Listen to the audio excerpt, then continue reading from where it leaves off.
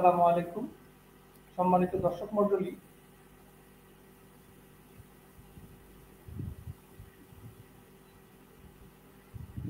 আপনারা কি আমাকে শুনতে পাচ্ছেন?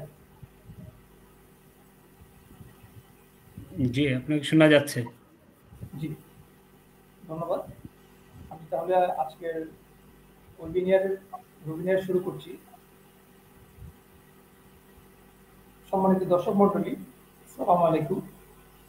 এনডিজে নেক্সাস ডিফেন্স এন্ড জাস্টিসের আজকের ওয়েবিনারের বিষয় হচ্ছে বাংলাদেশের প্রতিরক্ষা অংশীদারিত্ব বর্তমান ও ভবিষ্যৎ।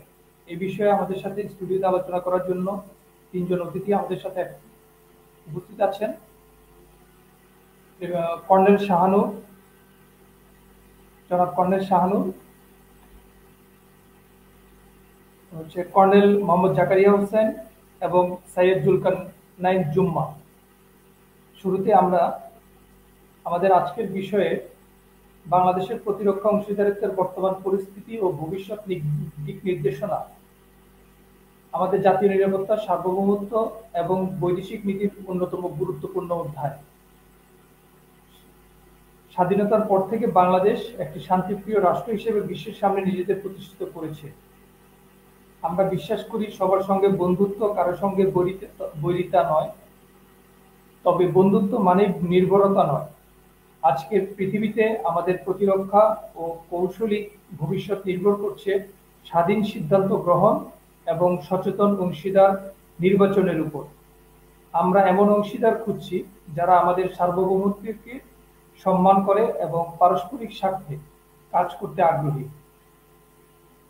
সম্মানিত দর্শক মণ্ডলী, এ পর্যায়ে আমাদের আজকের বিষয়ের উপর আলোচনা রাখার জন্য অনুরোধ করছি জনাব কর্নেল শাহানুর।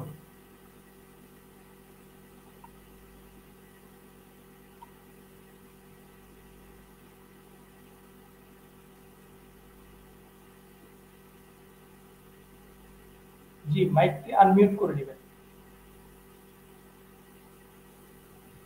ধন্যবাদ মিনাজ ভাই, আমাকে আমন্ত্রণ জানানোর জন্য এবং কথা বলার সুযোগ করে দেওয়ার জন্য। আমি সেই সাথে শুভেচ্ছা জানাচ্ছি আমাদের সহ আলোচক কর্নেল জাকারিয়া এবং সৈয়দ জুলকারনাইন জুমা ভাইকে। যে বিষয়টা নিয়ে আজকে আমরা আলোচনা করার জন্য এখানে একত্রিত হয়েছি সেটা প্রতিরক্ষা ব্যবস্থা, বাংলাদেশের প্রতিরক্ষা ব্যবস্থা এবং এটার অংশীদারিত্বের ভবিষ্যৎ, বর্তমান অবস্থান কি এবং ভবিষ্যৎ। তো বড় ধরনের কোনো ভূমিকার এখানে প্রয়োজন নাই। আমি কতগুলো পয়েন্ট এখানে শুধু বলতে চাচ্ছি যে এই বিষয়টা, যে প্রতিরক্ষা ব্যবস্থা শুধুই যে সামরিক বাহিনীর দায়িত্ব তা কিন্তু নয়। এখানে একটা অংশীদারিত্ব ডেফিনেটলি আছে এবং জনগণই হলো আসল শক্তির উৎস এবং জনগণের ইচ্ছা এবং অভিপ্রায়ের ভিতর দিয়েই কিন্তু প্রতিরক্ষা ব্যবস্থাটা কি হয়, কি হবে একটি দেশের, সেটারই চূড়ান্ত রূপ আসে। অর্থাৎ মূল বিষয়টা আসে জনগণের মধ্য থেকে। এখন জনগণের কি ইচ্ছা, জনগণ কি চায়, একটা স্বাধীন সার্বভৌম রাষ্ট্রে জনগণ কি ধরনের প্রতিরক্ষা ব্যবস্থা চায় সেটাও কিন্তু জনগণের কাছে গেলে আমরা বুঝতে পারি। একটা ছোট্ট উদাহরণ দিয়ে আমি শুরু করি যে কিছুদিন আগে, হয়তো 5-6 মাস বা 1 বছর হয়ে গেছে হয়তো, যেটা আমার দেশ পত্রিকার সম্পাদক জনাব মাহমুদুর রহমান প্রায় সময় এই উদাহরণটা দেন এবং বলেন যে পার্শ্ববর্তী দেশের সাথে আমাদের একটি উত্তেজনা সৃষ্টি যখন হয়েছিল বর্ডারে, তখন একটা ছবি খুব ভাইরাল হয়েছিল যেখানে আমাদের বিজিবির জওয়ানদের সাথে একজন কৃষ্ণকায় এবং হালকা পাতলা একটা কৃষক, খুব সম্ভবত হাতে একটা কাস্তে নিয়ে সেও কিন্তু বসে আছে। অর্থাৎ জনগণের অভিপ্রায় ব্যক্ত যদি করতে হয় তাহলে এটা সবচেয়ে বড় একটা উদাহরণ যে হাতে কাস্তে কিন্তু সে কিন্তু বুক উঁচিয়ে বসে আছে, তার হাতে এটাই একটা অস্ত্র। সুতরাং জনগণের অভিপ্রায় থেকে আমাদের প্রতিরক্ষা ব্যবস্থাটা কি হবে, কি হওয়া উচিত, সেই বিষয়গুলো আসে। তো সেখানে আমরা যদি আলোচনা করতে যাই যে অংশীদারিত্বের বিষয়টা, সেটা আমার মনে হয় বর্তমানের যে পরিস্থিতি আমরা দেখতে পাচ্ছি, আমাদের বিশেষ করে গত 2-3 দশকে আমাদের প্রতিরক্ষা ব্যবস্থাটা কত ভঙ্গুর অবস্থায় ছিল তা আমাদের অনেকেই জানেন এবং জনগণও বেশ অবগত যে একটা দেশের চাপের উপর ভিত্তি করে তাদের প্রেসারে আমাদের সীমান্তে হত্যা কত হয়েছে গত 15-20 বছরে, সেটা আমরা সবাই জানি। এবং সেই সাথে অন্যান্য দেশের অন্যান্য দেশের সাথে যদি তুলনা করা হয়, সেই একই পার্শ্ববর্তী দেশ তাদের অন্য বর্ডারে কিন্তু সেই কিলিং করার সাহস পায় না। কারণ আমরা আমাদের শক্তিমত্তা দেখানোর জন্য আমাদের যে একটা শক্তি আছে সেটা আমরা প্রকাশ করতে পারিনি এবং আমরা সেটা মাথা উঁচু করে প্রতিবাদ করতে পারিনি এবং দিনে দিনে আমরা দুর্বল থেকে দুর্বলতম হয়েছি। আরেকটা বিষয় আমি বলতে চাই ব্যাকগ্রাউন্ড হিসেবে, যে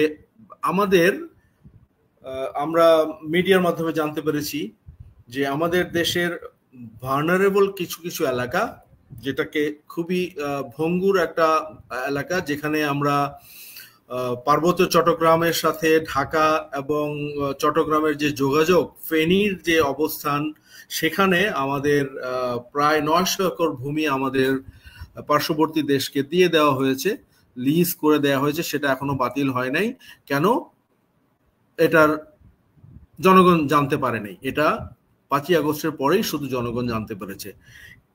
তদ্রূপ আমাদের কিছু এলাকায়, যে উত্তরে যে এলাকাটা আছে আমাদের লালমনিরহাটে, সেখানেও আমাদের একটা ভালনারেবল পজিশন আছে। সেখানেও আমাদের কিন্তু প্রতিরক্ষা ব্যবস্থা কিরকম আছে সেটাও কিন্তু আমরা এখন পর্যন্ত জানি না। আমরা এখানে অবসর প্রাপ্ত 2 জন অফিসার আছি এবং 2 জন বেসামরিক ব্যক্তি আছেন। তো আমি আশা করি যে বর্তমানে যারা প্রতিরক্ষা বাহিনীতে কর্মরত তারা আমাদের চেয়ে অনেক জ্ঞানী, নিশ্চয়ই তারা এটা নিয়ে চিন্তা ভাবনা করেন এবং উপরস্থ মহলে আলোচনা করেন যে এই বিষয়গুলো নিয়ে ভবিষ্যতে আলোচনা করা দরকার এবং এই রকমের একটা পরিস্থিতিতে আমাদের পার্শ্ববর্তী দেশের সাথে আমাদের সম্পর্কটা কি হবে, আমাদের দেশের প্রতিরক্ষা ব্যবস্থাটা কি হবে, সেগুলো নিয়ে বোধহয় আমূল একটা পরিবর্তন করার সময় এসছে। আমাদের ছাত্র জনতা এবং 5ই আগস্টে যে আকাঙ্ক্ষা প্রতিফলিত হয়েছে আন্দোলনের মাধ্যমে, সেই আন্দোলনের আমার ব্যক্তিগতভাবে মনে হয় যে আমরা যেটা প্রথাগতভাবে বলি, পররাষ্ট্রনীতির ক্ষেত্রে বলি, প্রতিরক্ষা নীতির ক্ষেত্রে বলি, সেগুলো কিন্তু এখন পরিবর্তন করার যথেষ্ট প্রয়োজন এবং এই আকাঙ্ক্ষা বাস্তবায়ন করতে হলে আমাদের আমূল পরিবর্তন করা দরকার। এখানে শুধু প্রতিরক্ষা বাহিনীর উপর দায়িত্ব দিলেই হবে না, এখানে রাজনৈতিক নেতৃবৃন্দ, প্রতিরক্ষা বাহিনী এবং সামরিক, বেসামরিক, উচ্চ পদস্থ এবং সর্বস্তরের জনগণকে সাথে নিয়ে আমাদের ভবিষ্যতে প্রতিরক্ষার ব্যবস্থাটাকে গড়ে তুলতে হবে। অনেকেই বলে থাকেন যে আমাদের পিপলস আর্মির মতো একটা ব্যবস্থা করতে হবে, যখন আমাদের প্রয়োজন হবে আমরা যেন সশস্ত্র বাহিনী যারা থাকবে তাদের সাথে কাঁধে কাঁধ মিলিয়ে প্রশিক্ষিত বেসামরিক জনগণও সাহায্য করতে পারে। সেটা হয়তো অনেক তর্ক বিতর্কের বিষয়। আসলেই পিপলস আর্মি বাংলাদেশে হবে কি হবে না সেটার ব্যাপারে সিদ্ধান্ত নেওয়ার প্রয়োজন আছে বলে আমি ব্যক্তিগতভাবে মনে করি যে প্রশিক্ষণের কোনো বিকল্প নেই এবং আমাদের প্রস্তুতির কোনো বিকল্প নেই। আরেকটা বিষয় আমি এখানে উল্লেখ করতে চাই, অংশীদারিত্বের বিষয়। সেখানে হলো যে বর্তমানে সরাসরি যুদ্ধ করে একটি দেশ আরেকটি দেশ দখল করে বেশি দিন রেখে দিবে বা একটি অংশ নিয়ে নিবে, সেই প্রথাগত ওই যুদ্ধের সময় কিন্তু শেষ। এখন আর এটা চলে না, হবে না। যেমন ইউক্রেনে আমরা দেখতে পাচ্ছি রাশিয়া ইউক্রেন যুদ্ধ এবং প্রায়ই দেখা যায় পাকিস্তান ইন্ডিয়ার যুদ্ধ। এখন বর্তমান পরিস্থিতিতে আমাদের অংশীদারিত্বের ক্ষেত্রে শুধু আন্তর্দেশীয় কিছু সম্পর্কের প্রয়োজন আছে। বিশেষ করে আমাদের এমন কিছু রাষ্ট্রের সাথে আমাদের সম্পর্ক থাকা উচিত যেখানে আমরা তাদের শক্তি সামর্থ্যকে ব্যবহার করে প্রয়োজনে আমাদেরকে শক্তিশালী করতে পারবো, সেরকম একটা নীতিমালা প্রয়োজন। এবং কোন কোন দেশের সাথে এই রকমের সম্পর্ক হলে আমাদের যে দুর্বলতা সেটা কাটিয়ে উঠতে পারবো। আমাদের প্রতিবেশী আমরা পরিবর্তন করতে পারবো না, কিন্তু মানুষের আকাঙ্ক্ষার প্রতিফলন, মানুষের আকাঙ্ক্ষা বাস্তবায়ন করতে হলে প্রতিরক্ষা বাহিনীর নেতৃত্বে এই রকমের একটি আয়োজন করা খুবই দরকার এবং এটার এখনই সময় আসছে।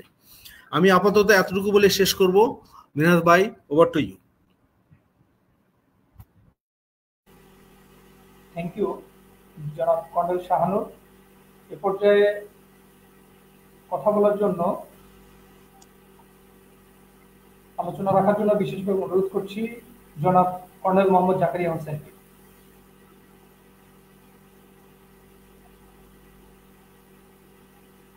বিসমিল্লাহির রহমানির রহিম। মিনাজ, আপনাকে ধন্যবাদ আমাকে আজকের এই প্রোগ্রামে ইনভাইট করার জন্য, এবং আপনার দর্শক শ্রোতা সবাইকে অভিনন্দন এবং সালাম, আসসালামু আলাইকুম। আজকের বিষয়টা খুবই পার্টিনেন্ট সবসময়ের জন্য বাংলাদেশ প্রেক্ষাপটে, তবে আজকে এই বিষয়টা আরো বেশি পার্টিনেন্ট। আমাদের এই বিষয়টার ব্যাপারে অনেক চিন্তা গবেষণার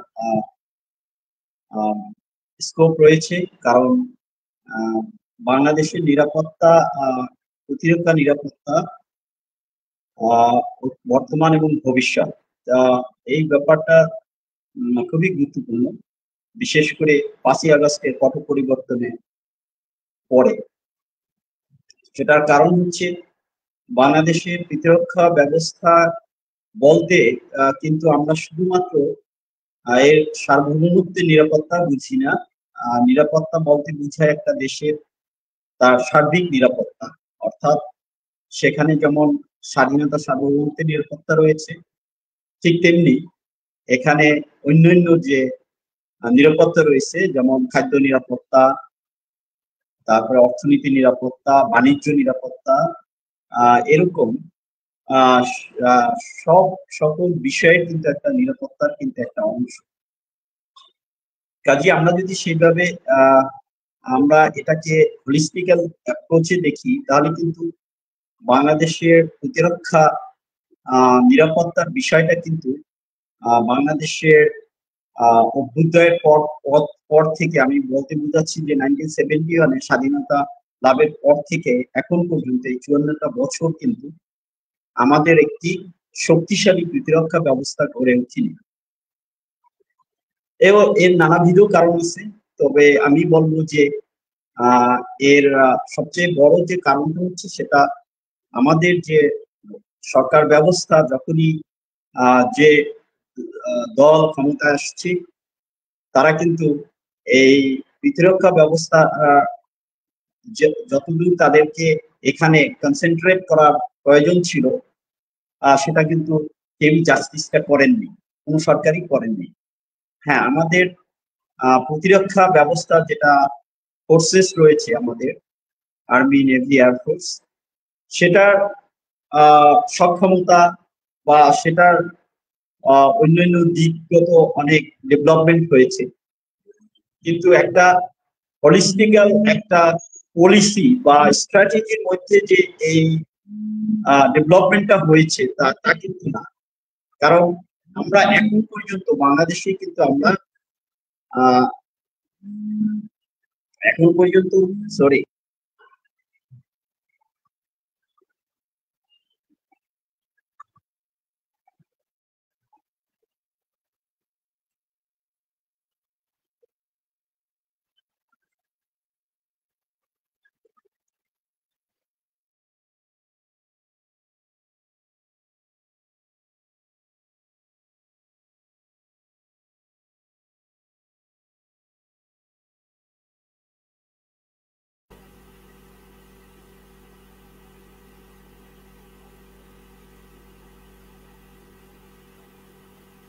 দুঃখিত দর্শক মন্ডলী, সম্ভবত ইন্টারনেট বিঘ্ন ঘটায় আমাদের অতিথি জনাব কর্নেল জাকারিয়া হোসেন ডিসকানেক্ট হয়ে গেছেন। আমরা একটু ধৈর্য ধরে ইনশাল্লাহ উনি লাইনে চলে আসবেন।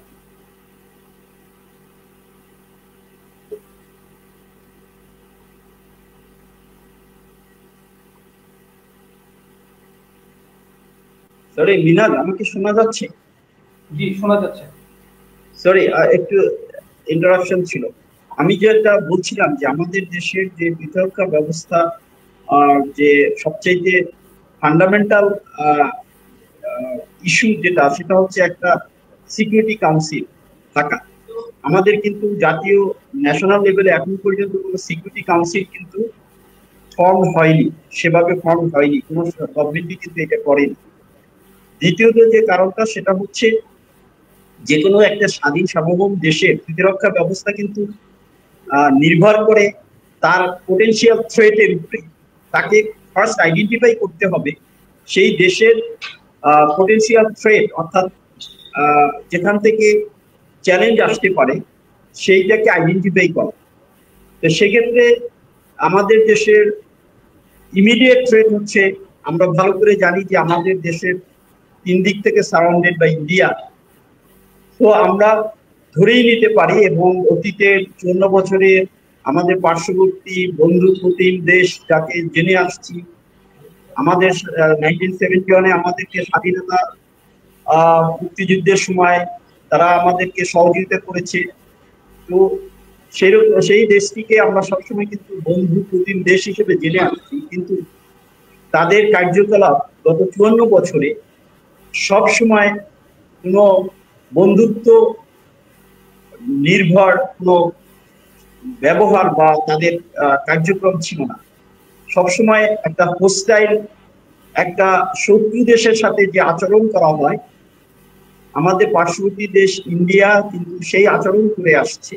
সেটা ব্যাখ্যা করার প্রয়োজন নাই। আমরা বর্ডার এরিয়াতে যে কিলিং গুলো দেখেছি, প্লানের ঝুলন্ত লাশ যেটা আমরা তারকাটায় দেখেছি, তারপরে হচ্ছে আমাদের ইন্টারনাল পলিটিক্যাল ব্যাপারে যে ইন্টারফারেন্সটা যেভাবে করছে, সবসময় করে আসছে, এবং আমাদের দেশের কিছু দল ভারতের সেবাদাসে পরিণত হয়েছে। ইভেন ভারতের পলিটিক্যাল লিডারদের সাথে কথা বলে, অথবা রাষ্ট্র পরিচালনায় যে দল আছে তাদের সঙ্গে কথা বলে, বিভিন্ন ব্যক্তিবর্গের সাথে কথা বলে বাংলাদেশে এসে বলে যে আমি কথা বলতে পারবো না তাদের অনুমতি ছাড়া। এই যে সেবাদাসের কিছু দল তৈরি হয়েছিল, এদের কারণে কিন্তু আমাদের প্রতিরক্ষা ব্যবস্থা কিন্তু সেইভাবে শক্তিশালী হয়ে উঠতে পারেনি।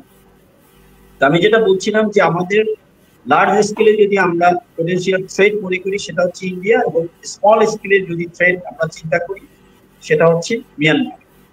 এখন আমাদের শক্তিশালী একটা প্রতিরক্ষা ব্যবস্থা গড়ে তুলতে হলে কিন্তু আমাদের পটেনশিয়াল থ্রেটকে আইডেন্টিফাই করে তারপরে আমাদের স্ট্র্যাটেজি, আমাদের দেশের স্ট্র্যাটেজি, তারপরে হচ্ছে মিলিটারি স্ট্র্যাটেজি, তারপরে পলিসি, আমাদের ট্রেনিং, আমাদের অন্যান্য আর্মামেন্টস, এগুলো কিন্তু it depends on your Beijing on your potential threat. তো সেটা সেভাবে যে গড়ে উঠে নাই, সেটার একমাত্র কারণ হচ্ছে যে আমাদের একটু শক্তিশালী সিকিউরিটি কাউন্সিল সেটা কখনো ফর্ম হয়নি।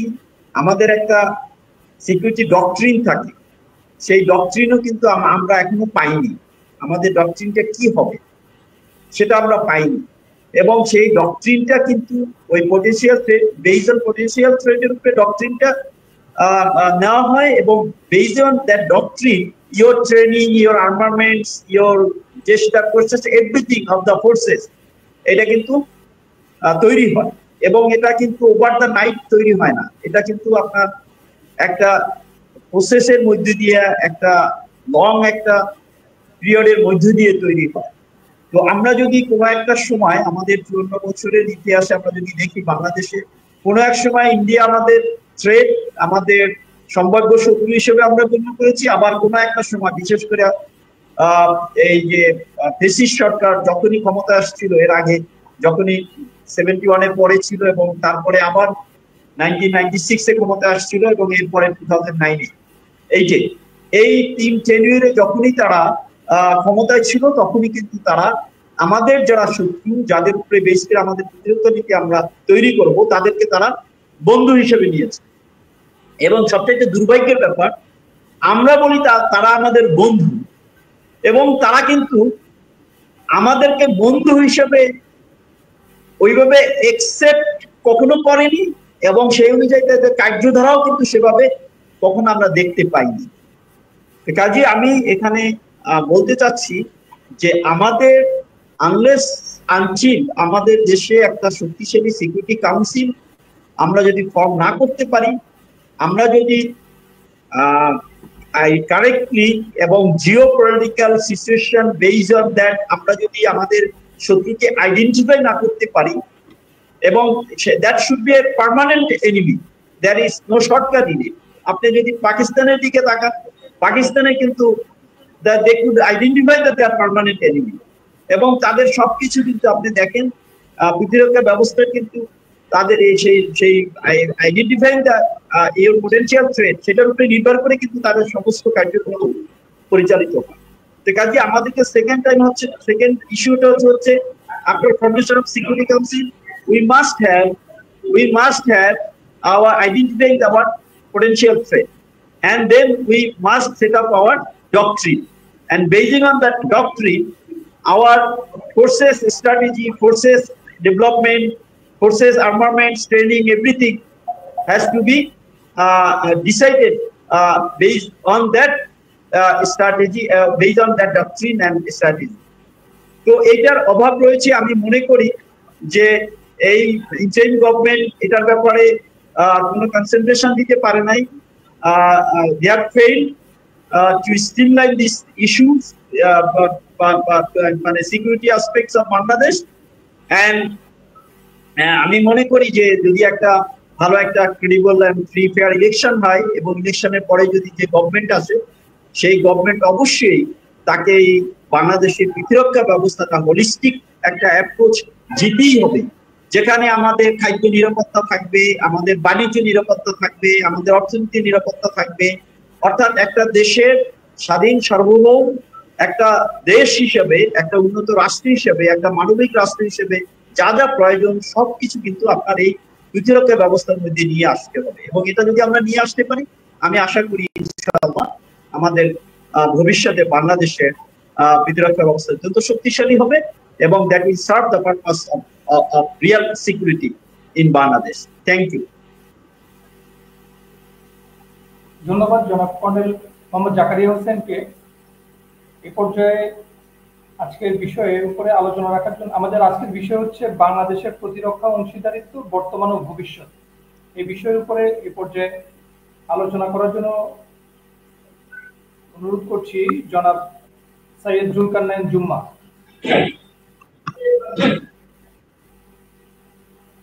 জি, বিসমিল্লাহির রহমানির রহিম। আজকের প্রোগ্রামের সম্মানিত সঞ্চালক এবং আরও যারা আজকে অংশগ্রহণ করেছেন আপনাদের সবাইকে আসসালামু আলাইকুম। আমি আমাদের দুজন সাবেক সেনা কর্মকর্তার কথাগুলো খুব মনোযোগ দিয়ে শুনছিলাম, এবং basically they have identified the fact very truly and very strongly। যে কথাটা বলতে হয় সেটা হচ্ছে যে বিশেষ করে কর্নেল জাকারিয়া উনি চমৎকারভাবে এই কথাটা নিয়ে আসছেন যে we have identified our primary enemy at the moment, as we have started the 53 years of independent Bangladesh. Then it was really easy for us to identify who is practically at the moment our enemy, and by the naked eye we can see. Yeah. তারপরেও আরো কিছু কথা আসছে very important যে বিষয়গুলো, সেটা হচ্ছে যে টু দ্য পয়েন্ট যে কথাটা বলতে হয়। আসলে বাংলাদেশের সার্বভৌমত্বের উপরে, আমাদের সিকিউরিটির উপরে দুটা দিক দিয়ে আগ্রাসন চালানো হয়েছে। আমি ঠিক 1971 সালের স্বাধীনতা সংগ্রামের পর যখন মেজর জলিল উনি বোধ করেছিলেন যে অরক্ষিত স্বাধীনতাই পরাধীনতা, ওইখান থেকেই আমাদের রিয়েলাইজেশনটা স্টার্টেড ফ্রম দ্যাট পয়েন্ট। আর এরপরে যে দুটো আগ্রাসন বাংলাদেশের উপর দিয়ে হয়ে গিয়েছে, যেটা আমরা খুব রেয়ারলি আইডেন্টিফাই করি, যেটা আমাদেরকে সোশিও পলিটিক্যাল কালচারের ভিতর দিয়ে আমাদেরকে অপ্রেসড করা হয়েছে বিগত 53 বছর, সেটা হচ্ছে যে কালচারাল আগ্রাসন। এই কালচারাল আগ্রাসনের মাধ্যমে প্রথমেই আমাদেরকে বাঙালি এবং বাংলাদেশির যে দুটা সেপারেট সত্তা আছে, এই সত্তাকে মিশিয়ে দিয়ে একটা সত্তায় পরিণত করা হয়েছে। সো বাঙালি এবং বাংলাদেশি সত্তা, বাংলাদেশি যে সত্তাটা, এই সত্তাটা যখন ভারতীয় কালচারের সাথে মিশে গিয়েছে তখনই আমরা নিজের পথ হারিয়েছি, এবং কোনটা আমাদের এই বঙ্গীয় বদ্বীপের হিমালয়ের পাদদেশে আমাদের নিজস্ব কালচার, সেটা আমরা ধীরে ধীরে আইডেন্টিফাই করতে পারি নাই। এটা থেকে আমরা বিচ্যুতি হয়েছি, এবং বিচ্যুতি হওয়ার কারণেই আমরা শেষ পর্যন্ত দিল্লির দাসে বিগত 19 বছর একটানা আমরা পরিণত হয়েছিলাম। সেটা আমরা খোলা চোখে খুব সহজে, খুব ইজিলি দেখতে পারি। আরেকটা ঘটনা যেটা ঘটেছে, which is call the physical aggression by India. তো এটার এই এভিডেন্স খুব ক্লিয়ারলি আমরা ফেলনির লাশটা তার কাটা ঝুলতে যখন দেখেছি, তখন বারবার আমাদের ওই প্রশ্নগুলোই ঘুরে ফিরেই আসছে যে আমরা আদৌ নিরাপদ কিনা। ওরা হয়তো বিষয়টাকে নানা ধরনের নানা তদন্তের মাধ্যমে নানাভাবে ম্যানিপুলেটেড করে এটাকে একটা নিছক দুর্ঘটনা হিসেবে কিংবা this way or that way twisting করার চেষ্টা করেছে বারবারই। কিন্তু আমরা ভারত সরকারের কাছ থেকে আনুষ্ঠানিকভাবে এই ঘটনার কোনো দুঃখ প্রকাশের ব্যাপারে আসলে আমি অন্ততপক্ষে কিছু জানি না। যদি আপনারা জেনে থাকেন তাহলে আমাকে কারেকশন করে দিবেন। এখন একটা দেশের জনগণ এবং ঠিক পার্শ্ববর্তী দেশ, যে দেশটা আমাদের 3 দিকে আছে, একদিকে আমাদের বে অফ বেঙ্গল, আরেকটা কর্নারে হচ্ছে মিয়ানমার। তো আমরা আসলে কতটুকু নিরাপদ তাদের হাত থেকে, তাদের আগ্রাসন থেকে, সেই ব্যাপারে আমাদের মনে হচ্ছে নতুন করে আবার ভাববার সুযোগ এখন আসছে। যদি এই সুযোগটা আমরা মিস করি তাহলে হয়তো আমরা আগামীতে আবার আমাদেরকে পস্তাতে হবে। বিশেষ করে ভারতের সাথে আমাদের, ভারতের জনগণের সাথে আমাদের কোনো বৈরিতা নেই, আমাদের কোনো শত্রুতা নেই। তবে ভারতের যে পলিসিটা, সেই ভারতের ট্রেড পলিসি, ভারতের আমাদের সাথে ফরেন পলিসি, সব পলিসিতেই দেখা যাচ্ছে ভারত আমাদেরকে একটা স্যাটেলাইট রাষ্ট্র হিসেবে ট্রিট করতে চায়। এবং আমরা যেহেতু তাদের চারিদিক 3 দিক দিয়ে ঘেরা এবং বৃহৎ একটি দেশের পাশে আমরা খুবই ছোট অর্থনীতির একটা দেশ, এই কারণেই তারা খুব সহজেই আমাদের দিকে তাদের আগ্রাসনটা চালাতে পারে। তবে সেই ক্ষেত্রে কি কি স্টেপ নেওয়া যেতে পারে? এই মুহূর্তে বাংলাদেশের ইন্টারিম গভর্নমেন্ট, ওনারা অত্যন্ত ক্রাইসিস পিরিয়ডে জাতির এ দায়িত্বটা নিয়েছেন। ইলেকশন হয়তোবা হয়ে যাবে, এরপর একটা গভর্নমেন্ট আসবে। So what could be the expectation from the political government? আজকে মনে হয় এই বিষয়গুলা আরও থ্রলি আসা, আরও গুরুত্ব সহকারে আসা দরকার। যেটা কর্নেল জাকারিয়া ভাই উনি বারবার বলেছেন যে আমাদের ন্যাশনাল সিকিউরিটি ডক্টরিনের ব্যাপারে এটা আমাদেরকে রিভিউ করা খুবই প্রয়োজন। থাকলে রিভিউ করা প্রয়োজন, না থাকলে এটা অ্যাডপ্ট করা প্রয়োজন। 1। 2 নম্বর হচ্ছে we don't have any effective security council. National security কাউন্সিলের স্বার্থ সবসময় দেশ, দল না। এই ধরনের কিছু দেশপ্রেমিক মানুষ দিয়ে ন্যাশনাল সিকিউরিটি কাউন্সিল তৈরি করার প্রয়োজন আছে বলে আমি মনে করি। যে কোনো থ্রেটে, যে কোনো ধরনের আমাদের অভ্যন্তরীণ শান্তি শৃঙ্খলা নষ্টের কারণ হিসেবে যখন আন্তর্জাতিক চক্রগুলো থাকবে, তখন এই ন্যাশনাল সিকিউরিটি কাউন্সিল অত্যন্ত গুরুত্বপূর্ণ ভূমিকা রাখতে পারে বলে আমি মনে করি। সেই ক্ষেত্রে উনি আরেকটা কথা উল্লেখ করেছেন, সেটা হচ্ছে যে সোয়াটের ব্যাপারে, strength, weakness, opportunities and threats. We need to identify it very clearly. এটা আমাদেরকে খুবই ক্লিয়ারলি আইডেন্টিফাই করতে হবে, এই মুহূর্তেই করতে হবে। 1। আরেকটা বিষয় হচ্ছে আমাদের জনগণের মেন্টালিটি। যে কোনো সময়ে, যেমন আমাদের আজকে কর্নেল শাহানুর ভাই উনি চমৎকার করে বলেছেন একটা কথা, যে ওই যে মাহমুদুর রহমান সাহেব একটা উদ্ধৃতি সবসময় দেন, ওই যে এই ছবিটা, যে সীমান্তে কাস্ত হাতে, সীমান্তের পাহারাদার যারা বিজেপির সাথে আমাদের প্রাক্তন বিডিআরের সাথে দাঁড়িয়ে আছে, এই আমাদের দেশের জনগণ কাস্ত হাতে। এটা হচ্ছে তার দেশপ্রেমের একটা বিশাল মনোভাব, এটা সে প্রকাশ করেছে। এই জনগণ কি চায়, সেই মেসেজটা ভারত সহ আমাদের যারা শত্রু রাষ্ট্র, আমি শত্রু রাষ্ট্র বলবো না, যাদের আগ্রাসনের শিকার আমরা হইতে পারি, থ্রেট বলে মনে করি, তাদেরকে অবশ্যই এই সব মেসেজগুলা বাংলাদেশের মানুষের এই মুহূর্তে তাদের মনস্তাত্ত্বিক যে পরিবর্তন হয়েছে, সেই মেসেজগুলা বিভিন্নভাবে মিডিয়ার মাধ্যমে, আপনার নাটকের মাধ্যমে, সিনেমার মাধ্যমে, কালচারাল প্রোগ্রামের মাধ্যমে এইগুলা তাদেরকে মেসেজগুলা খুবই আকারে ইঙ্গিতে তাদেরকে পৌঁছে দেওয়া দরকার আছে বলে আমি মনে করি। আর আরেকটা ব্যাপার খুবই ইম্পর্ট্যান্ট, সেটা হচ্ছে যে আমাদের অংশীদারিত্বের ব্যাপারে আমি রিসেন্টলি যেটা দেখলাম, সৌদি অ্যান্ড পাকিস্তানের মধ্যে একটা চমৎকার সিকিউরিটি অংশীদারিত্ব হয়েছে। সো এটা ইফ ইট ইজ পাকিস্তান বলে পাকিস্তান বলছি না, if it is not Pakistan, if other country, we need to go ahead for this policy. আপনার তাদের মধ্যে যে পারমাণবিক একটা চুক্তি হয়েছে, এই ধরনের এগ্রিমেন্ট, বায়োলেটারাল এগ্রিমেন্ট করা আমাদের খুবই প্রয়োজন। If it is not Pakistan, it could be other countries, but for your own safety and security you need, আমাদের নিজেকে এনরিচ করার কোনো বিকল্প কিছুই নেই। সুতরাং সোফার আমার কাছে মনে হচ্ছে this is the points that I need to noted and focus on that. Thank you very much, Minas bhai. ধন্যবাদ জনাব জুলকারনাইন জুম্মা থেকে। এ পর্যায়ে আলোচনা রাখার জন্য অনুরোধ করছি জনাব অ্যাডভোকেট মুজিবুর রহমান। আমাদের সাথে একজন আইনজীবী আছেন, আমি ওনাকে আলোচনা রাখার জন্য অনুরোধ করছি।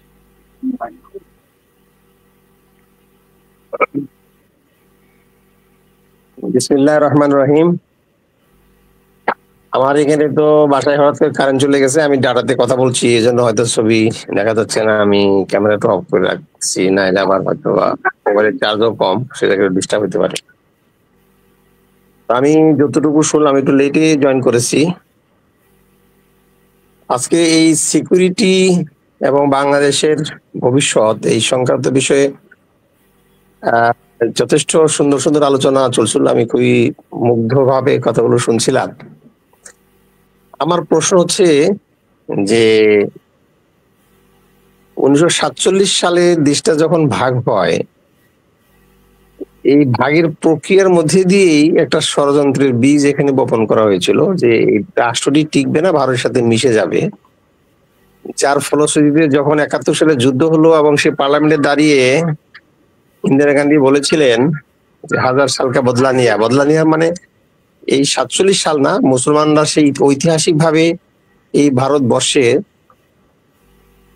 যেভাবে শাসন করেছে এবং একটি কল্যাণ রাষ্ট্র প্রতিষ্ঠার মাধ্যমে এখানে বৈষম্য এবং তাদের যে সামাজিক বৈষম্য না, শুধু ধর্মীয় ক্ষেত্রে তাদের যে ব্রাহ্মণ্যবাদী শক্তির আধিপত্য এবং তাদের যে শোষণ এবং শাসন, এর থেকে যখন নিম্ন বর্ণের হিন্দুরা পরিত্রাণের আশায় একটি কল্যাণকর রাষ্ট্রে মুসলমান স্বেচ্ছায় যারা মুসলমান হয়ে ইসলাম ধর্ম গ্রহণ করেছিল, সেই সময় থেকেই তারা মুসলমানদেরকে দেশে মনে করেছে তারা বহিরাগত এবং তাদেরকে উচ্ছেদ করা উচিত। এই স্বপ্নই কিন্তু আরএসএস এবং হিন্দুরা, বিশেষ করে বর্ণ হিন্দুরা সামাজিক, রাজনৈতিক, অর্থনৈতিক ভাবেই তারা ধারণ করে এবং সেই ষড়যন্ত্রের ধারায় একের পর এক তারা বাস্তবায়ন করেছে। তার একটি ভৌগোলিক এবং রাজনৈতিক ঘটনাটা ছিল 1971 সাল। এবং আমরা সকলেই জানি যে ভারতীয় ইস্টার্ন কমান্ড কিন্তু এখনো তাদের বিজয় দিবস পালন করে 16ই ডিসেম্বর।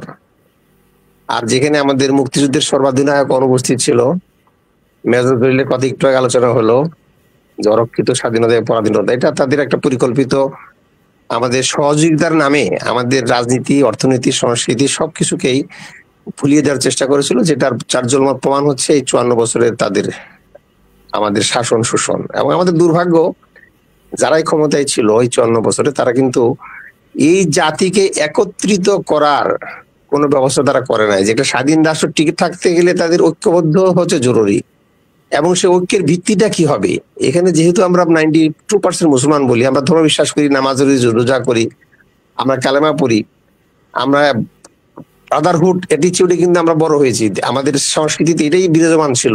কিন্তু আস্তে আস্তে দেখা গেল এই 16 বছরে প্রকটভাবে মুসলমানদের মধ্যে বিদ্বেষ, বিভক্তি এবং ত্যাগ দিয়ে একে অপরকে হত্যা করা, কি সর্বনাশী একটি ষড়যন্ত্রের মধ্যে আমাদের মুসলমান ভাইরাই যুক্ত হয়ে গেলাম রাজনৈতিক দলের সেই বিভিন্ন ন্যারেটিভ দিয়ে। এটা খুব আমি বলবো যে এটা হচ্ছে সর্বশেষ একটি প্রক্রিয়া আমাদের স্বাধীনতা এবং এই দেশকে পরাধীন করার জন্য একটি ষড়যন্ত্রমূলক পদক্ষেপ রাজনৈতিক ভাবে তারা নিয়েছে। শুধু আমাদের ইকোনমি তারা ধ্বংস করেছে তাই না, এখানে একটা বাণিজ্য কেন্দ্র তারা করে তুলেছিল, যে আমাদের মরিচ, পেঁয়াজ, লবণ, আলু কিভাবে ভারতীয় বাণিজ্যের অধীনে আমরা চলে গেলাম, যে আমাদের ডালের দাম কত হবে, পেঁয়াজের দাম কত হবে, এগুলো তারা নির্ধারণ করতো। যখন বর্ডারে পেঁয়াজ আসতো, হঠাৎ করে ইম্পোর্টে গুলমাল, 7 দিন পেঁয়াজ আর ইন করবে না, ওখান থেকে এক্সপোর্ট হবে না, এখানে দাম বাড়বে, যখন দাম বাড়বে আবার সেটা ইন হবে। এভাবে বাজারকে নিয়ন্ত্রণ করছে, সিন্ডিকেট করে। সমস্ত সিন্ডিকেটের মূল ছিল হলো ভারত এবং দিল্লি। আমাদের এই কতিপয় নপুংসক এবং বিশ্বাসঘাতক ব্যবসায়ী যারা 12-13 জন সিন্ডিকেট যারা করেছে, এরা তো সমস্ত ভারতীয়, কি বলবো আমি, এই ভারতীয় আধিপত্যের কাছে মাথা নত করে দিয়ে এই ব্যবসাটাকে তাদের হাতে তুলে দিয়েছে। আমরা পারতাম, আমাদের যদি একটা স্বাধীন পরাশরী থাকতো, আমাদের স্বাধীনতার মূল্যবোধ আমরা ধারণ করতে পারতাম, তাহলে তো আমরা বাণিজ্য, ব্যবসা, শিক্ষা, সংস্কৃতি সব দিক থেকে আমরা উন্নত হতে পারতাম। সেটা আমরা পারি নাই। কেন পারি নাই? পরিকল্পিত বা আমাদের শিক্ষাকে ধ্বংস করে দেওয়া হয়েছে, আমরা শিক্ষিত হতে পারি নাই। একটু আগে আমাদের জাকারিয়া বলেছেন যে পাকিস্তানের একটি শিশুকেও যদি জিজ্ঞাসা করা হয় যে তোমাদের দেশের শত্রুকে, তারা বলতে পারবে, কিন্তু আমাদের দেশের শিশুদের জিজ্ঞাসা করেন, তাদের শত্রুকে তারা নিজেরাই জানে না। আমরা যাদেরকে বন্ধু মনে করি তারা আমাদের শত্রু, এটাই আমাদের সবচেয়ে দুর্ভাগ্য। অথচ চতুর্দিক থেকে তারা ঘেরাও আছে, আমরা তাদের ভৌগোলিক ভাবে তাদের দ্বারা ঘেরা হয়ে আছি, আমরা কোনোভাবে বেরোতে পারবো না। সমুদ্র আর এই 3 দিক দিয়ে ঘেরাও আমরা, যে ভারতীয় আধিপত্য পাচ্ছে এবং সাম্রাজ্যবাদী গোষ্ঠীর এই রাজনৈতিক শক্তির আমরা অধীনে চলে গেছি। এটা আমাদের ভৌগোলিক কারণ তো আছে। এই অবস্থা থেকে পরিত্রাণের একমাত্র উপায় হচ্ছে আমাদের জাতীয় ঐক্য। এই ঐক্যের ক্ষেত্রে আমরা যদি শত্রু চিহ্নিত করতে না পারি, তাহলে তো আমরা আমাদের স্বাধীনতাই আমরা টিকে রাখতে পারবো না। আর এই শত্রু চিহ্নিত করার একমাত্র উপায় হচ্ছে আমাদের শিক্ষা ব্যবস্থায় ইনক্লুড করতে হবে। শিক্ষা ব্যবস্থার মধ্যে আমরা এটা আনতে পারি নাই। কেন? যে দেশপ্রেম এখানে জাগ্রত হয় নাই। আমরা, রাজনীতিবিদরা যখন বলে আমাদের স্বামী স্ত্রীর সম্পর্ক, আশ্চর্যজনক কথা। রাজনীতি যখন বলে যে দিল্লির অনুমতি ছাড়া কথা বলতে পারবো না, এই ধরনের রাজনৈতিক দল বাংলাদেশের রাজনীতি করে কি করে? আবার তাদেরকে আমরা রাজনীতি নিবন্ধন দেই, আশ্চর্যের কথা।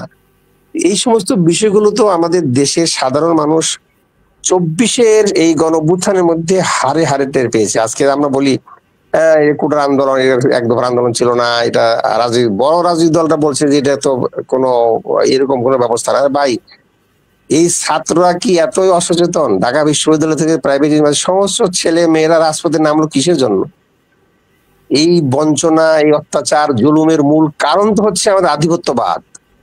এর মূল কারণ হচ্ছে আমরা আমাদের অধীনত করি, আমাদের ব্যবসা বাণিজ্য, আমাদের যুব সমাজের শক্তি, সব চতুর্দিক থেকে ভারতের এই বর্ডার গুলোতে তারা ফ্যান্সি ডিল, মাদক কারখানা করেছে, সমানে বড় বর্ডার দিয়ে তারা ঢুকিয়ে দিচ্ছে, যে আমাদের যুব সমাজ যেন নষ্ট হয়ে যায়, তারা তাদের আত্মপরিচয় ভুলে যায়, তারা যেন নেশায় মত্ত থাকে, তারা যেন কলহে লিপ্ত থাকে। এই বিষয়গুলোতে রাজনৈতিক দলগুলো তো উচিত ছিল আমাদের এই বাংলাদেশে মাদক দূর করার সিদ্ধান্ত যদি কোনো সরকার নেয়, তাহলে 2 দিনের মধ্যে এটার সমাধান সম্ভব। 2 দিনে এই মাদক বাংলাদেশ মুক্ত করা সম্ভব। আমাদের যারা মাদকের সাথে জড়িত, সেই নার্কোটিক ডিপার্টমেন্ট, আমরা বলবো পুলিশ প্রশাসন, এবং যারা আইন শৃঙ্খলা রক্ষাকারী বাহিনী, তারা প্রশ্রয় এগুলো দিচ্ছে। আর এর সাথে রাজনৈতিক শক্তি ওদি কেন সৃষ্টি হলো? সে সবচেয়ে বড় মাফিয়া, সেই বর্ডার দিয়ে মাদক দিয়ে আসলেন, সে এমপি হয়ে গেল, তার অনুষ্ঠিত তার ওয়াইফ হলে এমপি। আশ্চর্য কথা, মাদক সম্রাট কি করে দেশের পার্লামেন্টে ঢোকে? আশ্চর্য না? এই যে সংস্কৃতিটা ঢুকলো কি করে? টাকার বিনিময়ে যে সেবার পরিবর্তে টাকাওয়ালাদের হাতে রাজনীতিটা চলে গেল, দুর্নীতিগ্রস্ত লোকদের হাতে রাজনীতি চলে গেল, ক্ষমতা চলে গেল। এর বিরুদ্ধেই তো 24-এর আন্দোলন, তাই না? আমি মনে করি সংক্ষিপ্ত সময়ের মধ্যে আমার 2টি সাজেশন আছে। শিক্ষা সংস্কার করতে হবে, আমাদের শত্রু এবার চিহ্নিত হয়েছে 24-এ, এটা চিহ্নিত করতে হবে, এবং আমাদের রাজনৈতিক দলগুলোর আগামী নির্বাচনে, বিএনপি হোক, জামাত হোক, যে দলই যাবে, তাদের ম্যানিফেস্টোতে একটি কথা থাকতেই হবে, আমাদের সেই স্লোগান, আমাদের সক্ষম নারী পুরুষদেরকে আমরা সামরিক শিক্ষা বাধ্যতামূলক করবো। পৃথিবীর অনেক দেশে এটা আছে, আমি কোরিয়া গেছি, সেখানে দেখেছি, জাপানে আছে, বিভিন্ন জায়গায় আছে, যে সামরিক শিক্ষা, বেশি মেট্রিক পাস করার পরে 2 বছরের সামরিক কোর্স বাধ্যতামূলক তাদের 100-200 নাম্বারের মধ্যে। আমরা এটা করি না কেন? আমাদের জাতীয় চেতনার মধ্যে এটা আনতে হবে। সক্ষম নারী পুরুষ আমরা একত্রিত হব, আমাদের সামরিক শিক্ষা বাধ্যতামূলক, প্রাথমিক শিক্ষা যেটা থাকতেই হবে।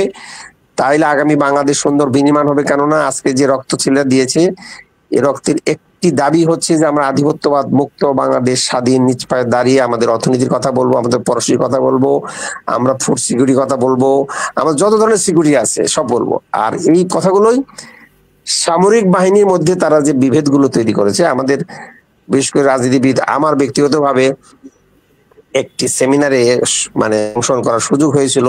তৎকালীন জামাত ইসলামীর আমির অধ্যাপক গোলাম আজম সাহেব উনি বলেছিলেন যে বাংলাদেশের সেনাবাহিনী এরা জন্মগতভাবেই ভারত বিরোধী। এটা আমি তখন বিশ্বাস করেছিলাম, হ্যাঁ কথাটা ঠিক। উনি বলেছিলেন কেন, যে সেনাবাহিনী তো তৈরি হয় যে কারোর সাথে যুদ্ধ করার জন্য। আমাদের যুদ্ধ কার সাথে? আমেরিকার সাথে না জাপানের সাথে না রাশিয়ার সাথে? আমাদের যুদ্ধ ভারতের সাথে। ভারতের সাথে সাইকোলজিক্যালি তো আমরা আমাদের সেনাবাহিনী মনস্তাত্ত্বিক ভাবে তৈরি হয়, যারা যুদ্ধ যদি হয় তাহলে সেটা ভারতের সাথে হবে। তাহলে সেনাবাহিনী জন্মগত ভাবে ভারত বিরোধী হওয়ার কথা। এই সেন্টিমেন্টটা কি করে আজকে ভারতের সেবা দাসী মইনি আহমদ কি করলো দেখেন, সর্বনাশ করে দিল। আজকে এই জিনিসটা তৈরি হলো কিভাবে? এই সেনাবাহিনী সংস্কার কর্নেল জাকারি এখানে আছে, তারা যথেষ্ট চেষ্টা করছে। আমরা সেনাবাহিনীর লোকদের আমি দেখছি, এটা আনতেই হবে। আমাদের সিকিউরিটির মূল প্রশ্ন হচ্ছে এই প্রতিটি সেনা সদস্যের শপথ পড়ানোর সাথে তার শত্রুকে বলে দিতে হবে তার শত্রুকে কোনখান থেকে আমাদের আঘাত আসতে পারে, তার ব্যাপারে আমাদের প্রতিরক্ষা ব্যবস্থা কি হওয়া উচিত, কিভাবে আমাদের জাতীয় ঐক্য সৃষ্টি করার মাধ্যমে আমরা আমাদের প্রতিরক্ষা ব্যবস্থা করে তুলবো, আমাদের সিকিউরিটি পলিসি কি হবে, এগুলো যদি আমরা তুলতে পারি ইনশাআল্লাহ আগামী দিনে বাংলাদেশ শুধু স্বাধীন হবে না। সবাই যেমন বলি আমরা যে বাংলাদেশ সিঙ্গাপুরের কথা ছিল, যে মালয়েশিয়া থেকে 1960-ষাটের দশকে ছেলেরা মেয়েরা লেখাপড়া করতে আসছে পাকিস্তানের উন্নয়নের মডেল দেখতে তারা।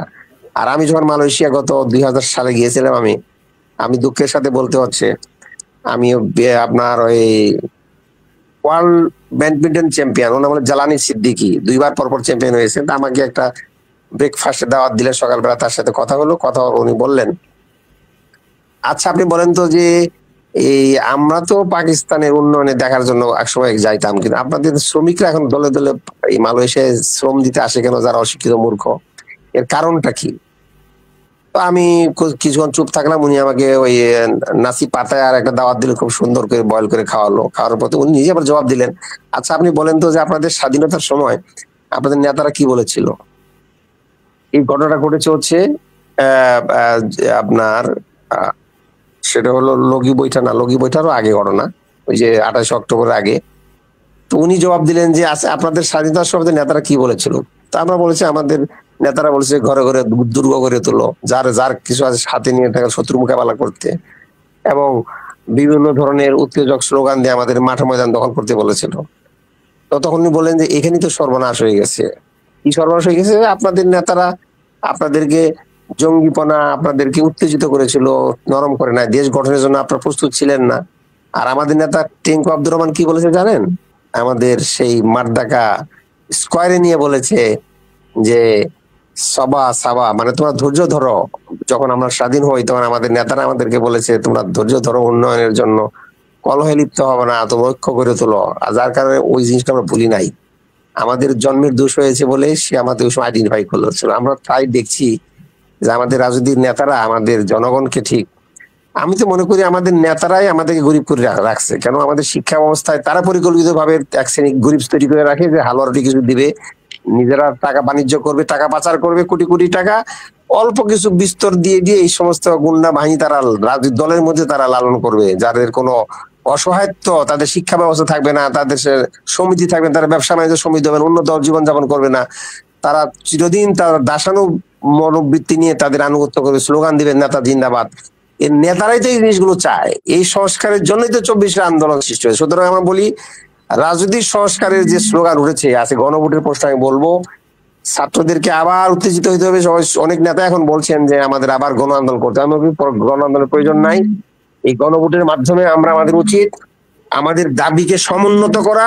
আমরা 1 নম্বর শত্রু হচ্ছে আমাদের ভারত, তার পলিসি এবং আমাদের সিকিউরিটি পক্ষে তারা যে আমাদের অনিরাপদ করে ফেলেছে, আমাদের ব্যবসা বাণিজ্য শিক্ষা সব জায়গায়, সেখান থেকে আমাদের বেরিয়ে আসার জন্য জাতীয় ঐক্য, শিক্ষার সংস্কার, একই সাথে সেনাবাহিনীর সংস্কার, এবং আমাদের এই কি বলে আমাদের যুবক যুবতীদেরকে প্রাথমিক শিক্ষা বাধ্যতামূলক আমাদের করতেই হবে জাতীয় ঐক্য করার জন্য।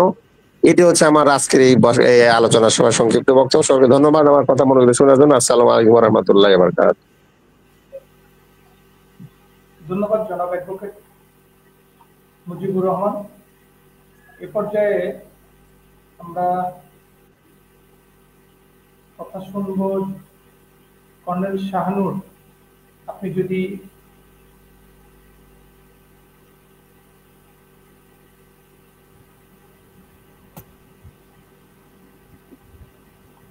জি, আপনি যদি জি আপনার ভাই। বক্তব্যের কনক্লুশনটা যদি দেন তাহলে আমরা এরপরে আমাদের অনুষ্ঠান শেষ করে ফেলবো আর কি। ধন্যবাদ মিনাজ ভাই। আমি আমার বক্তব্যের পরে কর্নেল জাকারিয়া এবং আরো দুজন বক্তার বক্তৃতা শুনছিলাম, তাদের কথা শুনছিলাম, এবং দুজন অসামরিক ব্যক্তি আমি বলবো, আমরা যেহেতু সামরিক প্রাক্তন, তাদের কাছ থেকে অনেক কিছু শেখার আছে। যে সমস্ত কথাগুলো ওনারা বলেছেন সেগুলো আসলে আমাদের জনগণের কথা, সেগুলো খুবই গুরুত্বপূর্ণ এবং খুবই সুন্দরভাবে বলেছেন। বিশেষ করে দুজন বক্তা বা জুমা ভাই এবং মুজিবুর রহমান ভাই যে বলেছেন, এই কতগুলো বিষয় আমি মনে করি যে সুন্দরভাবে তারা উপস্থাপন করেছেন। যে আমাদের প্রতিবেশী দেশ আমরা বলি, আমরা শত্রু বলবো না, আমরা বন্ধু বলবো, এগুলোর থেকে আমাদের বেরিয়ে আসতে হবে। প্রথম কথাই হলো, আপনি যত দুর্বল হবেন আপনাকে তত দুর্বল বানানো হবে। মেরুদণ্ড শক্ত করে কথা বলতে হবে এবং মাথা উঁচু করে কথা বলতে হবে। হতে পারে আমরা ছোট দেশ, হতে পারে আমরা দুর্বল, কিন্তু আমাদের মনোবল অনেক উঁচু। সেটার প্রমাণ দেখিয়েছে ৭১ সালে আমাদের স্বাধীনতা যুদ্ধের সময় সশস্ত্র বাহিনীর অল্প কিছু সংখ্যক ছিল, কিন্তু ম্যাক্সিমামে ছিল কৃষক, ছাত্র, জনতা। তো এখন আমাদের প্রতিরক্ষার বিষয়টাকে আমি শুধু প্রতিরক্ষার ভিতরেই আমি সীমাবদ্ধ রাখতে চেয়েছিলাম, কারণ অন্যান্য বিষয় আসে প্রতিরক্ষার সাথে, কিন্তু প্রতিরক্ষার বিষয়টার ভিতরেই অংশীদারিত্বের উপরে আমি একটু জোর দিয়ে বলেছিলাম। তো এখন আমি একটু অন্য প্রসঙ্গে বলতে চাই, যেটা আভ্যন্তরীণ একটা গুরুত্বপূর্ণ বিষয়। আমরা দেখতে পাচ্ছি কি, যে গত ১-১.৫ বছরে পরিবর্তিত পরিস্থিতিতে আমরা শুধু ক্রমান্বয়ে হুমকির মধ্যেই পড়ছি। সবচেয়ে লেটেস্ট হলো আজকের নিউজ যে ইউপিডিএফ পার্বত্য চট্টগ্রামে ক্যাম্প বানাতে বাধা দিচ্ছে। একটা সন্ত্রাসী সংগঠন কিভাবে একটা স্বাধীন সার্বভৌম রাষ্ট্রের নিরাপত্তা রক্ষা করার স্বার্থে যে ক্যাম্প বানানো প্রয়োজন গুরুত্বপূর্ণ একটি জায়গায়, সেটা বাধা দিতে পারে, এবং এটা একটা সন্ত্রাসী সংগঠন। এখানে আমার মনে হয় আমাদের মেরুদণ্ড শক্ত করে ব্যবস্থা নিতে হবে। এখানে শুধু সবকিছুই গণতান্ত্রিকভাবে দেখলে হবে না। কিছু কিছু ক্ষেত্রে প্রতিরক্ষার স্বার্থে শক্তভাবে দেখতে হবে। আমরা কিন্তু কোথাও দেখি না যে ভারতের যে 7 সিস্টার্সে যে প্রবলেমগুলো চলছে, কাশ্মীরে যে প্রবলেমগুলো চলছে, এটা সমাধানের জন্য সেনাবাহিনী বা তাদের যে আধা সামরিক বাহিনী কি পরিমাণ অত্যাচার করে তাদের জনগণের উপরে, সেটা কিন্তু কোনো মিডিয়াতে প্রকাশ হয় না, সেটা প্রচার করা হয় না ততটা। কিন্তু আমাদের দেশে কথিত একটা ধর্ষণের নাটক বানিয়ে কিন্তু আমাদের এখানে আগুন লাগিয়ে দিল এবং মিডিয়াতে প্রচার করলো। এবং আমাদের দেশের সবচেয়ে দুঃখজনক, আমাদের দেশের কোনো মেইন স্ট্রিমের মিডিয়া শক্তভাবে এটার ব্যাপারে কোনো অবস্থান নেয়নি। এটাকে আমরা এখন কালচারাল সাবভার্সন বলবো, নাকি আমাদের আসলেই বুদ্ধির অভাব বলবো? আপনি দেখেন পার্শ্ববর্তী দেশে একটা প্রবলেম হলে সেখানে কিন্তু তারা সশস্ত্র বাহিনী, তাদের আইন এবং তাদের যে মানবাধিকার লঙ্ঘন, এগুলোর ব্যাপারে কিন্তু কোনো আলোচনা নাই। কিন্তু আমাদের দেশে কিছু সুশীল, কিছু কথিত বুদ্ধিজীবী এবং মিডিয়াতে আসছে, আমার দেশ পত্রিকায় পড়েছি যে বিশ্ববিদ্যালয়ের মতো শিক্ষক এবং কিছু ছাত্র সংগঠন, তারা এখানে সেনাবাহিনীকে পার্বত্য চট্টগ্রাম থেকে কমিয়ে ফেলতে হবে, উইথড্র করতে হবে, সেগুলো বলছে। তো এই জন্য আমি বলবো যে এই বিষয়টা, যে আমাদের আভ্যন্তরীণ বিষয়গুলোর সাথে যেহেতু প্রতিরক্ষা ওতপ্রোতভাবে জড়িত, এবং এই বিষয়গুলো নিয়ে শুধু আলোচনা করলেই হবে না, নীতি নির্ধারণী পর্যায়ে শক্ত একটা অবস্থান নিয়ে ডিসিশন নিতে হবে। সেখানে সবাইকে মনোরঞ্জন করে, সবাই মন জোগাড় করে, মনের মাধুরী মিশিয়ে কোনো কিছু বললে হবে না। প্রতিরক্ষার বিষয়ে আমাদের শক্ত হতে হবে। সেই বিষয়টা শুধু আমি এখানে বলবো সামারিলি। এখানে অংশীদারিত্বের বিষয়টা কর্নেল জাকারিয়া খুব সুন্দরভাবে বলেছে, ন্যাশনাল সিকিউরিটি ডক্ট্রিন নাই, সিকিউরিটি কাউন্সিল নাই, আমাদের কিছু হয়নি।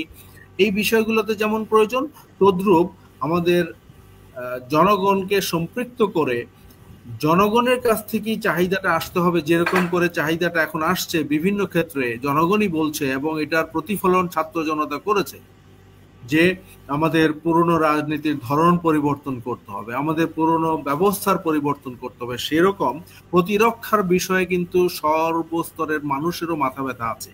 তারা শুধু এটা প্রকাশ করতে পারে না, অথবা এটাকে সংগঠিত করতে পারে না।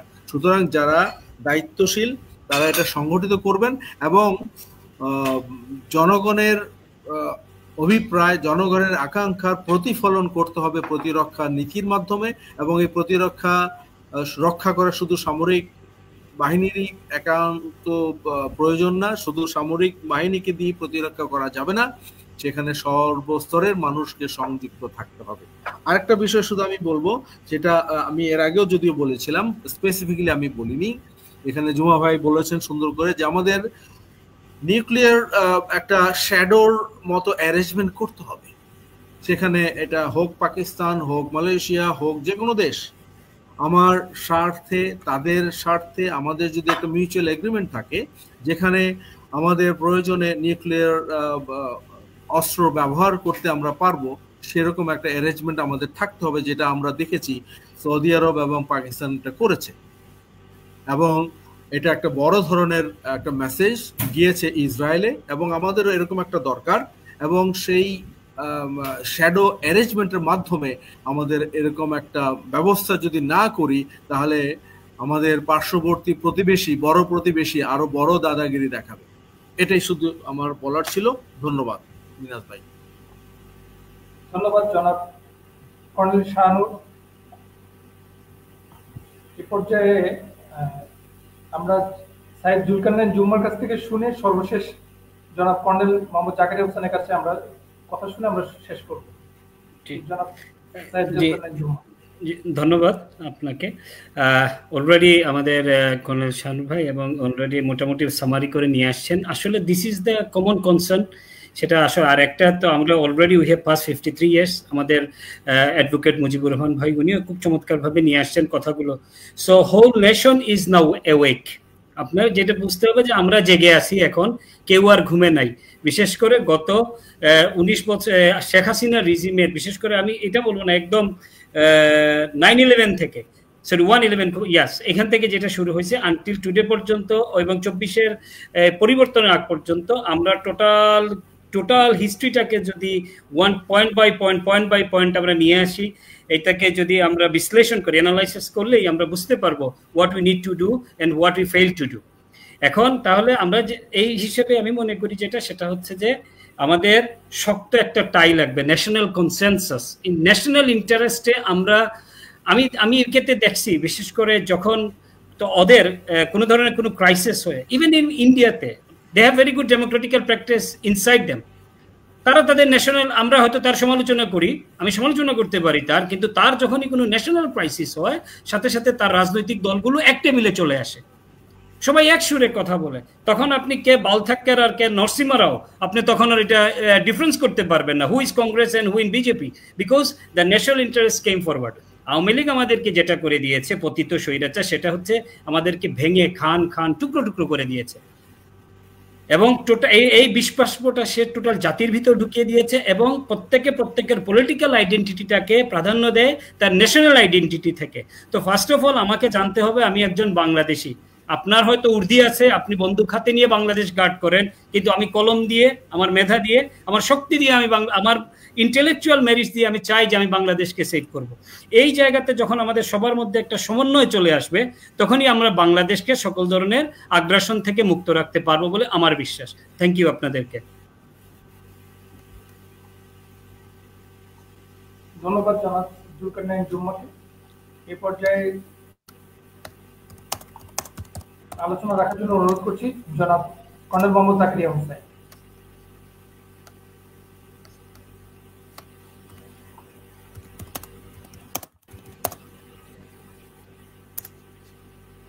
আনমিউট করে নেবেন।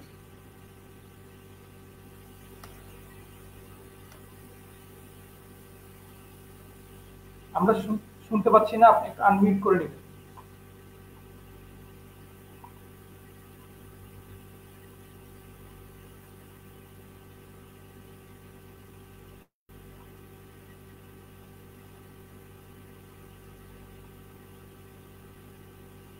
জনাব জাকারি আনমিউট আছে মনে হয়।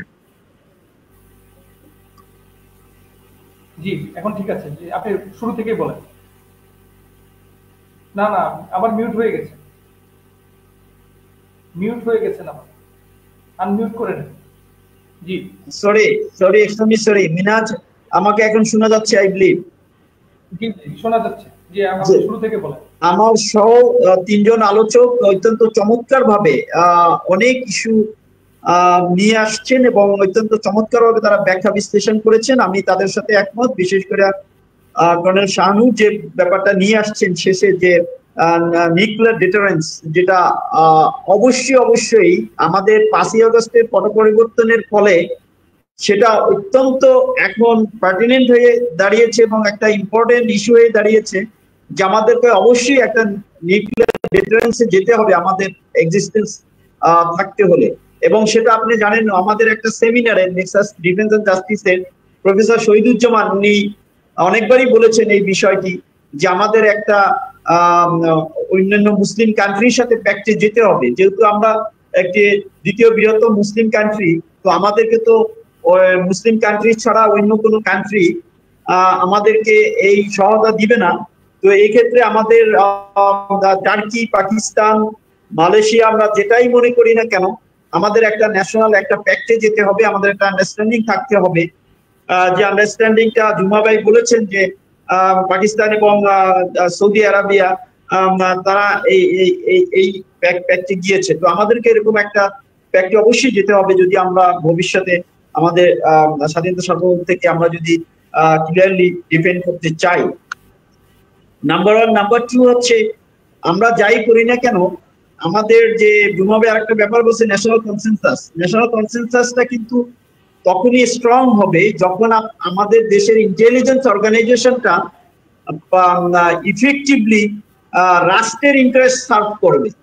এখন যদি আমাদের ইন্টেলিজেন্স অর্গানাইজেশন যদি আমাদের শত্রু দেশের ডাইরেকশনে এবং তাদের পারপাস সার্ভ করা শুরু করে, তাহলে কিন্তু আমাদের দেশে কখনো ন্যাশনাল কনসেনসাস গড়ে উঠবে না।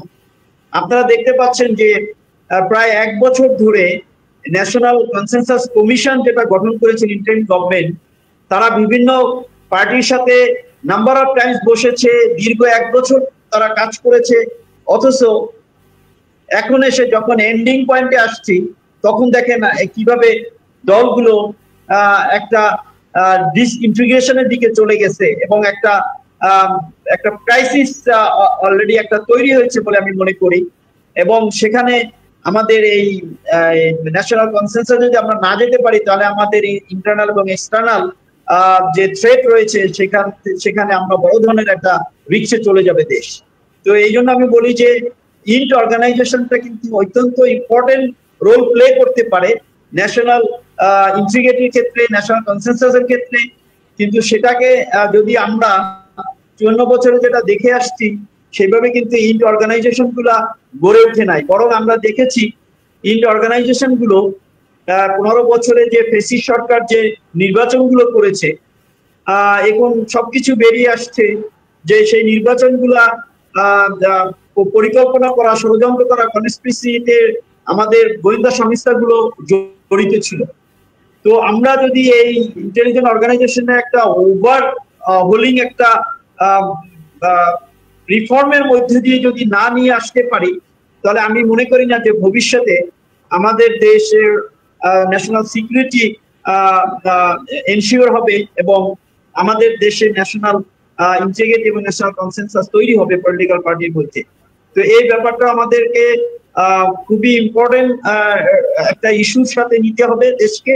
যে গভর্নমেন্টই আসুক, সেই গভর্নমেন্টকে কিন্তু ইন্ট অর্গানাইজেশনকে, ইন্টেলিজেন্স অর্গানাইজেশনকে তার ক্ষমতা টিকিয়ে রাখার বাহন হিসেবে ব্যবহার না করে দেশের ইন্টারেস্ট এবং বহির্দেশ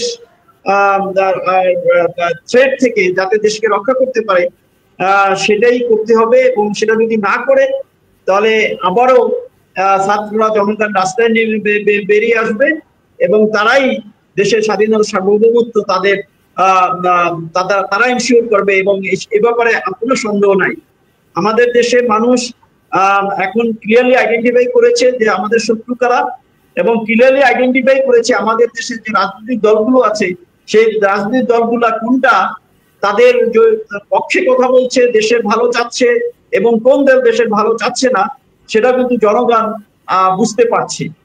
তো পরিশেষে আমি বলবো যে আমাদের যে ভবিষ্যৎ যে আমাদের বাংলাদেশের প্রতিরক্ষা এবং মুক্তিযুদ্ধের ক্ষেত্রে অবশ্যই আবারও বলছি, অবশ্যই আমাদেরকে একটা ডিফেন্স এগ্রিমেন্টে যেতে হবে। আমাদের পোটেনশিয়াল যেসব মুসলিম রাষ্ট্র রয়েছে, বিশেষ করে টার্কি এবং পাকিস্তান, এতে কোনো সন্দেহের অবকাশ নাই।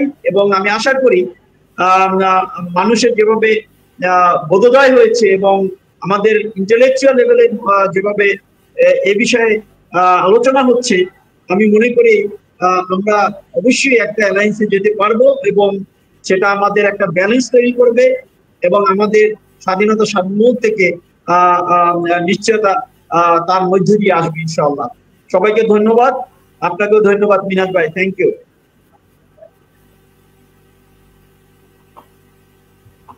জি, ধন্যবাদ জনাব কর্নেল মোহাম্মদ জাকারিয়া হোসেনকে। এই পর্যায়ে সর্বশেষ যদি ক্লোজিং দিতে চান জনাব অ্যাডভোকেট মুজিবুর রহমান।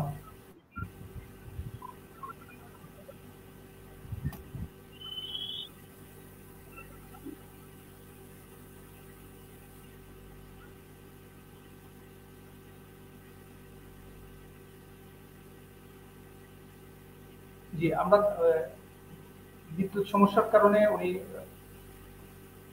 ইন্টারনেট সমস্যার উভয় কারণে আসলে কথা বলতে পারি, কানেকশনের সমস্যা হচ্ছে। আমরা আজকের আমাদের ওয়েবিনারের আলোচনা শেষ পর্যায়ে যেটা আমরা যে মূল ভিত্তির উপর দাঁড়ানো উচিত মনে করি, যে প্রযুক্তি স্থানান্তর ও যৌথ উৎপাদন প্রতিরক্ষা ক্রয় যেন দেশীয় সক্ষমতা বৃদ্ধি করে, মানব সম্পদ উন্নয়ন, প্রশিক্ষণ, নেতৃত্ব ও প্রযুক্তিগত জ্ঞানই আমাদের সবচেয়ে বড় শক্তি। আর 3 নম্বর যে মূল ভিত্তি আমাদের হওয়া প্রয়োজন সেটা হচ্ছে যে কৌশলী ভারসাম্য ও স্বাধীনতা। আমরা কারো প্রভাবাধীন নয়, বরং স্বাধীন ও ভারসাম্যপূর্ণ রাষ্ট্র হিসেবে এগিয়ে যাব। বাংলাদেশ এখন এমন এক পর্যায়ে দাঁড়িয়ে যেখানে আমাদের প্রতিরক্ষা নীতি আর শুধু প্রতিবেশী নির্ভর নয়, এটি আমাদের জাতীয় স্বপ্ন ও স্বার্থ নির্ভর। আমরা শান্তি চাই, সহযোগিতা চাই, কিন্তু সম্মান ও সমতার ভিত্তিতে। পাকিস্তান, সৌদি আরব, মালয়েশিয়া, সিঙ্গাপুর, টার্কি সঙ্গে সম্পর্ক জোরদার করে আমরা কেবল নিজেদের প্রতিরক্ষা শক্তিশালী করব না, বরং দক্ষিণ এশিয়া ও ভারত মহাসাগর অঞ্চলে একটি স্থিতিশীল, দায়িত্বশীল ও মর্যাদাপূর্ণ শক্তি হিসেবে আত্মপ্রকাশ করব। বাংলাদেশ জিন্দাবাদ। নেক্সাস ডিফেন্স জাস্টিসের আজকের ওয়েবিনারে সবাইকে স্বাগত জানিয়ে আমাদের অতিথিদেরকে আমাদের ওয়েবিনার এখানে শেষ করছি। দর্শক মণ্ডলী, আপনারা আমাদের সাথে থাকবেন, আমাদের আলোচনাগুলো শেয়ার করে এই জনসম্পৃক্ততা বৃদ্ধির জন্য আমাদের অনুষ্ঠানগুলোকে শেয়ার করবেন। আমাদের অতিথিদেরকে ধন্যবাদ আপনাদের মূল্যবান সময় দেওয়ার জন্য। আসসালামু আলাইকুম।